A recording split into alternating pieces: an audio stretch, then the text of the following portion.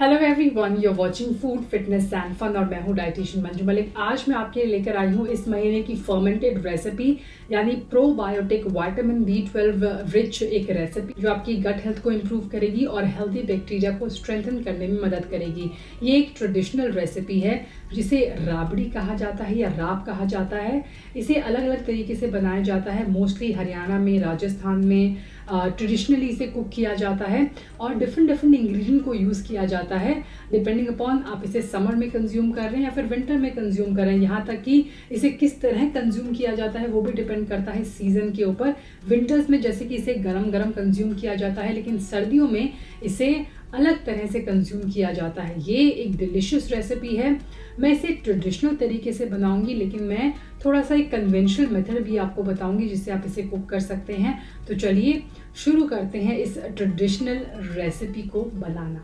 Traditional राब या राबड़ी की रेसिपी के लिए हमें सबसे पहले चाहिए 2 टेबलस्पून बारले का आटा, जिसे जौ का आटा भी कहते हैं।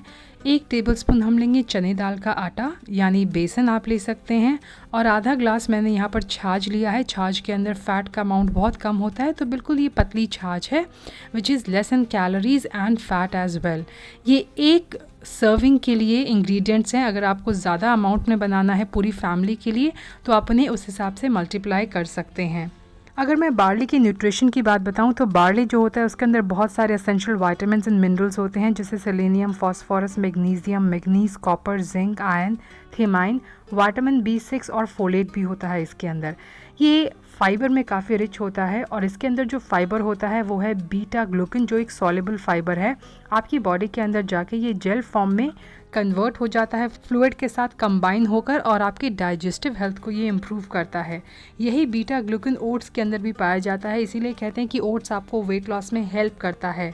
So not only it helps in improving your digestion, ये कोलेस्ट्रॉल को कम करने के लिए और ब्लड शुगर कंट्रोल को भी इम्प्रूव करने के लिए हेल्प करता है।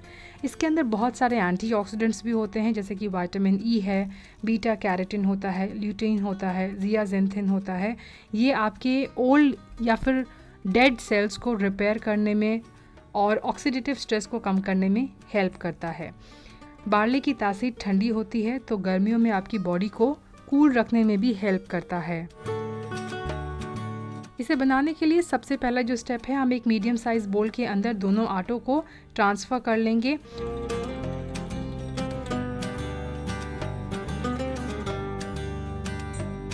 और अब हम इसके अंदर धीरे धीरे छाछ को मिला के इसका एक बैटर तैयार करेंगे।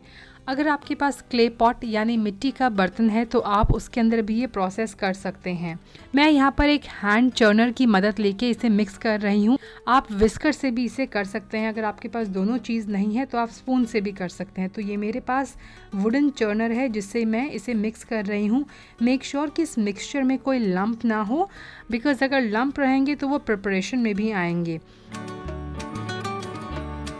ये तैयार हो गया है। अब हम इसे साइड में रख देंगे 1 से 2 घंटे के लिए। तो 1 से 2 घंटे के बाद ये जो मिक्सचर है वो हल्का सा नेचुरली फर्मेंट हो जाएगा।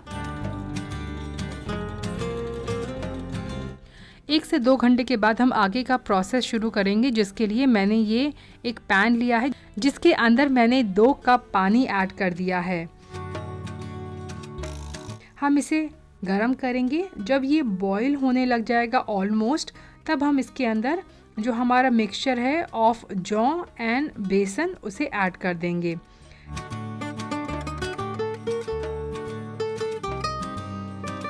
बहुत ही जल्दी इसके अंदर लम्प बनने के चांसेस होते हैं, तो जैसे ही आप ऐड करेंगे ये मिक्सचर पानी के अंदर, आपको इसे चलाना शुरू कर देना है। अब हम इसको बिल्कुल लोएस्ट पॉसिबल हीट पे कुक करेंगे for 8 to 12 minute, depending upon कि आपकी स्टोव की हीट कितनी है, विच में वेरी। तो आपको 8 से 12 मिनट इसे कुक करने में लग सकते हैं। इन बिटवीन मेक श्योर कि आप इसे स्टर करते रहें, अदरवाइज़ जो आटा है वो बॉटम में स्टिक हो जाएगा और ये ख़राब हो जाएगा। So you have to make sure कि आप इसे कंटिन्यूसली स्टर करें।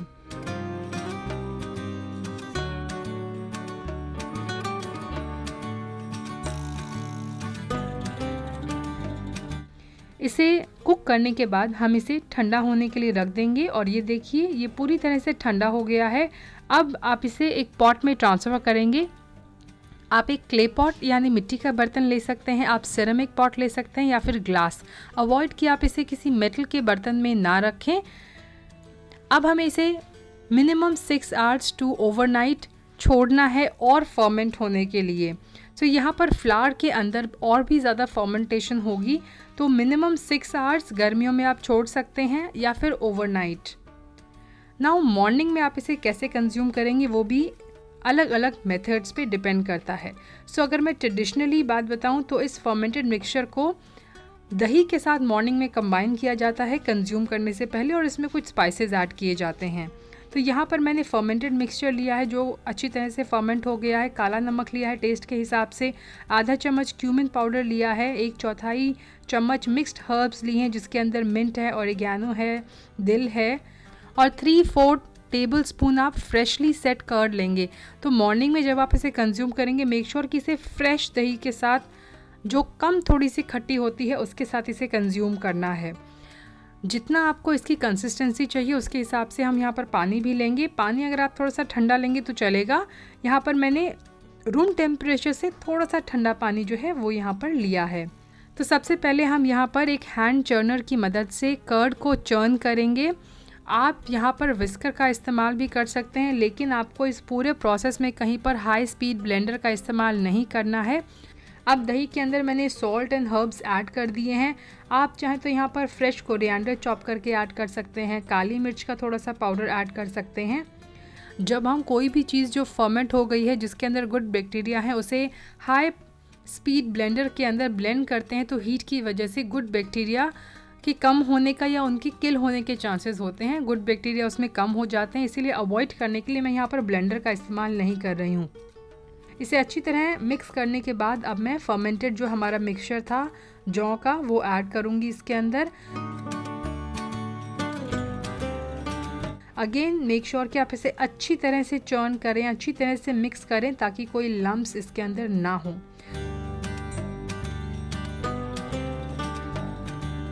धीरे धीरे करके अब इसके अंदर पानी ऐड करेंगे। जो मैंने कहा स्लाइटली कोल्ड वाटर मैं ऐड कर रही हूँ। एज पर योर कंसिस्टेंसी आप इसकी थिकनेस को मेंटेन कर सकते हैं।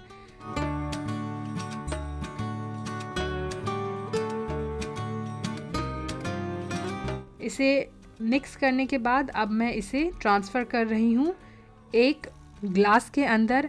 इसे खाने के और भी तरीके हैं, जैसे कि कई बार मैं इसको मॉर्निंग में स्टीम वेजिटेबल्स के साथ कंज्यूम करती हूँ, थोड़ी सी थिक कंसिस्टेंसी इसकी रख के।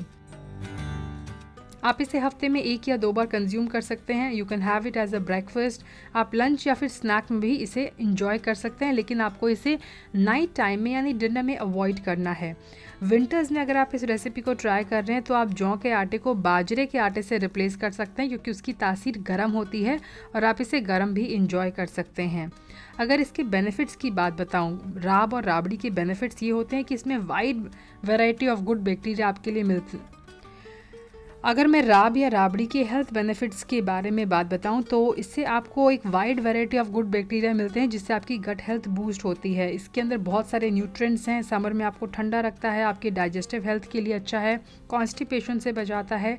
It is rich in vitamin B12 और B12 के अब्जॉर्प्शन में भी हेल्प करता है आपके गट के अंदर। ये ब्लड शुगर लेवल को मैनेज करने के लिए, हार्मोनल बैलेंस के लिए, ब्रेन हेल्थ के लिए बहुत ही अच्छा है। आप इसे बच्चों को भी दे सकते हैं। इसके अंदर अच्छी क्वालिटी का प्रोटीन है। एक तो इसके अंदर ग्रेन और लिग्यूम को हमने मिक्स किया है, इसलिए कंप्लीट प्रोटीन मिलता है, और इसके अंदर जो दही है वो भी एक कंप्लीट सोर्स ऑफ प्रोटीन है।